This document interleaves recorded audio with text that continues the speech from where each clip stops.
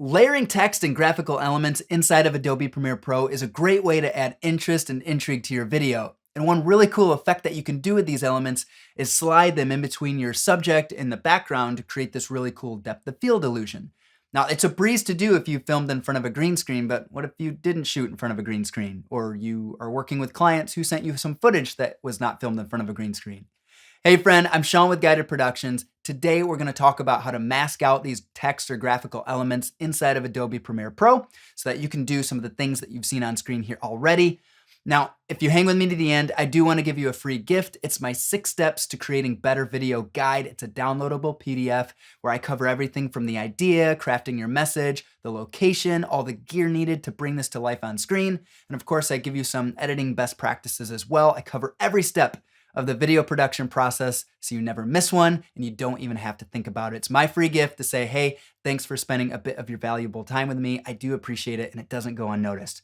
All right, so as with anything editing wise, I do think it makes sense to hop on screen so you can follow along in real time so that by the end of this video, you know exactly what to do to replicate these steps. So why don't we go ahead and launch Adobe Premiere Pro and get into it.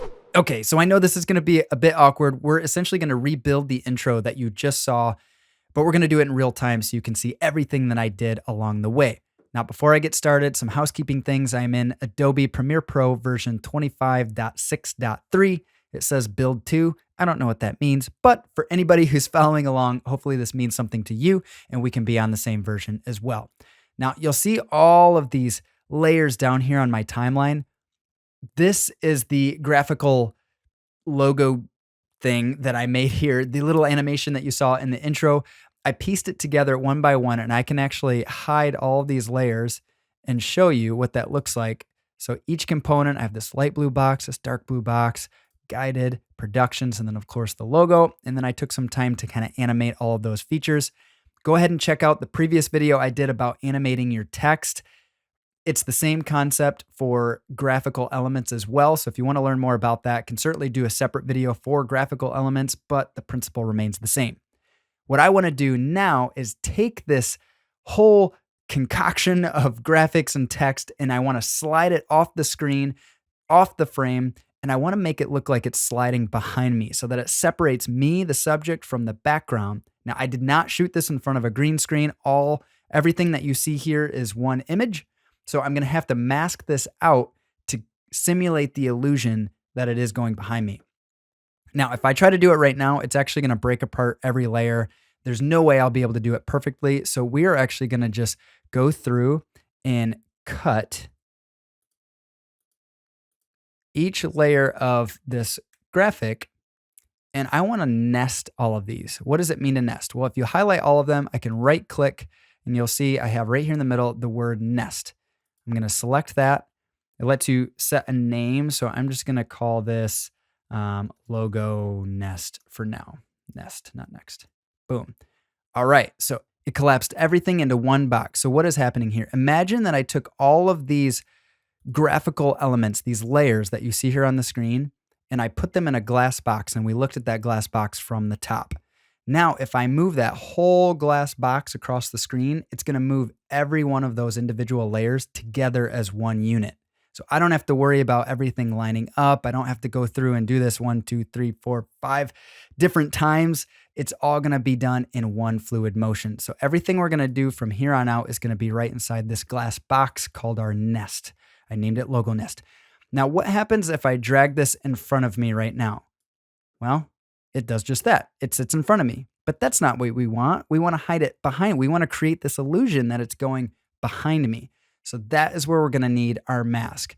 So I'm just going to back this up to where it was for a moment. And I'm just going to find a part in the video where I think it makes sense to slide this across the screen. And I think somewhere in here is where I was messing with that earlier. So all I need to do now is set a couple of keyframes using transform. As we've talked about in the past, this allows me to create that motion blur as it slides across the screen. Now, my goal here is to have it slide slightly to the left, like it's getting started, and then it's gonna whoosh, go right off the screen off to the right real fast here. So I know that I want it to start here, so I can go ahead and select a position keyframe where it is right now. And then I want it to back up. I'm going to go 9 or 10 frames. We'll just count 1, 2, 3, 4, 5, 6, 7, 8, 9, 10.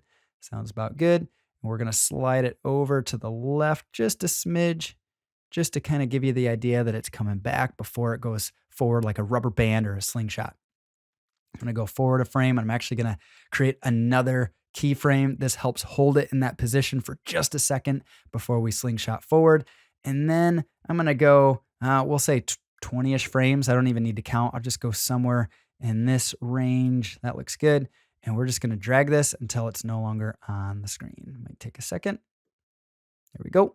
My computer is a little bit old and laggy, so sometimes it gets a bit chopped up. We need to set our composition shutter angle.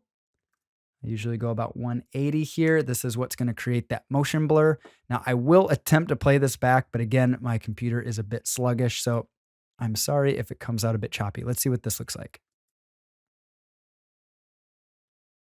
Okay, that's okay, but now we need to create that ramp, right? We want it to swing off pretty quickly. So I'm going show clip keyframes, transform, because all our animation, all our work is going to be done in transform. That's what keeps that composition shutter angle. We'll go up to position, and I just need to zoom in on this real big. You see all these dots?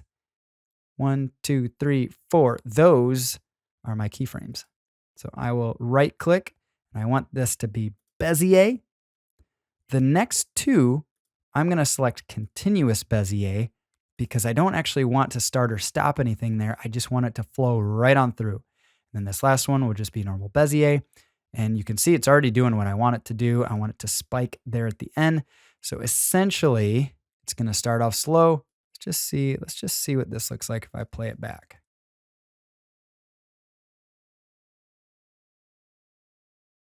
So we're getting there. Let's let the computer catch up a second. Let's try again. Okay, I like that. Let's make it a little faster by just bringing that in and try again. Perfect.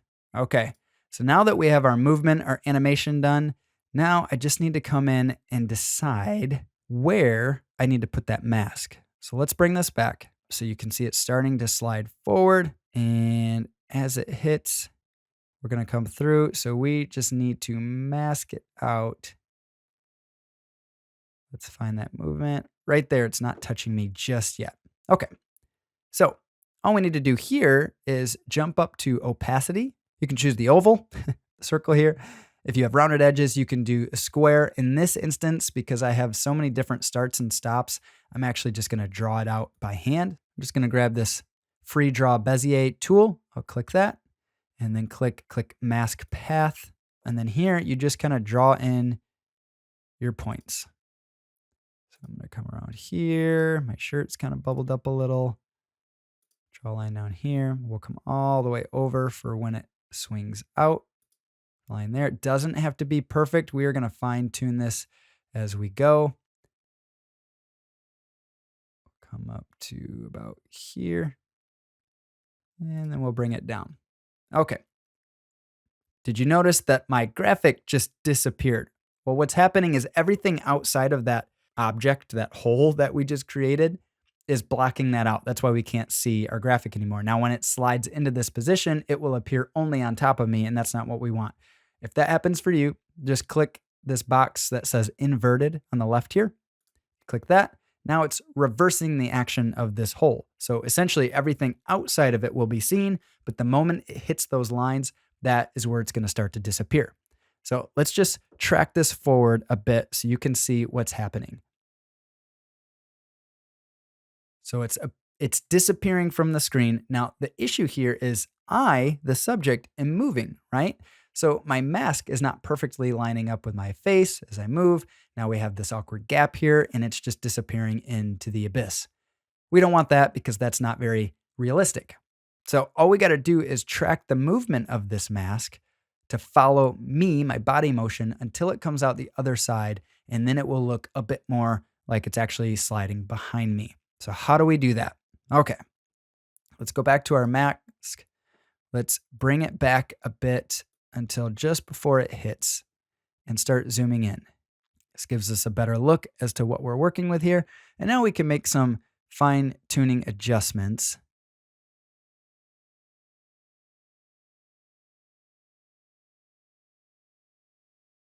Now, for you, depending on how new your system is, you may be able to use this button that says Track Selected Mask Forward One Frame. This allows you to move one frame at a time, and it will actually try to mimic the movement of the face or the object on screen. My computer freezes up every time I try to do this. You can use the Track Selected Mask Forward button here. It looks like a little play button. It will actually automatically do this for you. Again, this is going to freeze up my computer, so I am not even going to try it here. What I'm going to do is set a keyframe for my mask path, and then I'm going to manually move this forward one frame. And then each time I need to make adjustments to my mask, I will just do that here. And this is where it can get a little time consuming and tedious if your computer is not up to date and moving quickly. So I will speed through this so you don't have to sit through it all.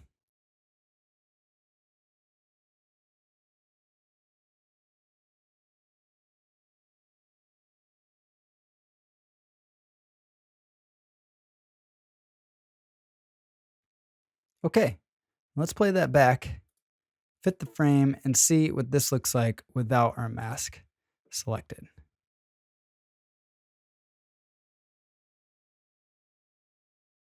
Okay, let's take a look here. You can see as it goes behind me, boom, starts to create that effect like it's sliding behind me, but we know that's not the case. And you can see there are parts of the mask that aren't perfect. If I zoom in here, you can see part of my face is cut off. If that happens for you, just go back in here and just make a fine tuning adjustment. We'll pull that up a little bit, bring that back in. And now if I fit the screen and hide that, it's going to look a lot more natural. We'll toggle forward, and you can see as that just slides right behind me, it creates this really cool effect. And because it's happening so fast, a lot of the imperfections you're not even going to notice. But as I mentioned, you can always make fine-tuning adjustments as you go. And this is a really cool effect to just fool your viewer into thinking it's going behind you. It creates some depth of field. We'll zoom out. You don't want to be that close to my face. Look over here. You can see on my neck, it can come this way a little bit more. There we go. And I feel pretty good about this. So let's go ahead and zoom out and play this back one more time. Sorry for the lag, my friends. Then in between your subject and the background, create this really cool. And there you go. Hopefully this is helping you understand how to animate and mask out objects on screen. Once you get this far, there's nothing more you need to do to the mask. If you want to get rid of this little guy, just click on any other element or component on your timeline and it will stop highlighting that. And you can see I just go right back to the beginning of my nest here on my computer, catch up and hit play. As always, when you're animating text or graphical elements on screen, I do always recommend adding some type of sound effect, a whooshing, a swooshing, a swiping, you name it, whatever is going to help mimic what you're seeing on screen and help fool the viewer into believing what you're seeing is actually happening in real life. Well, there you have it, my friend. Everything you need to know on how to mask text and graphical elements right inside of Premiere Pro. Now, I do want to call out one thing because I've seen some stuff floating around on the interwebs that Adobe is developing a masking tool that will sit right inside of Premiere Pro and basically will do everything we talked about here today in just one click.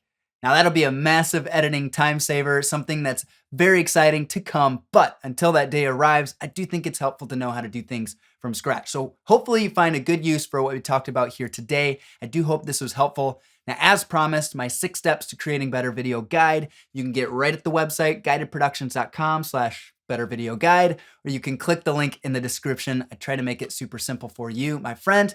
But I cover everything in that guide from idea to export so you can remove the guesswork and get a great shoot every single time. Friend, thank you for spending your time with me. I don't take that lightly. Use a bit of what we talked about here today. Go make something amazing. Have a wonderful day, and I will see you on another video real soon.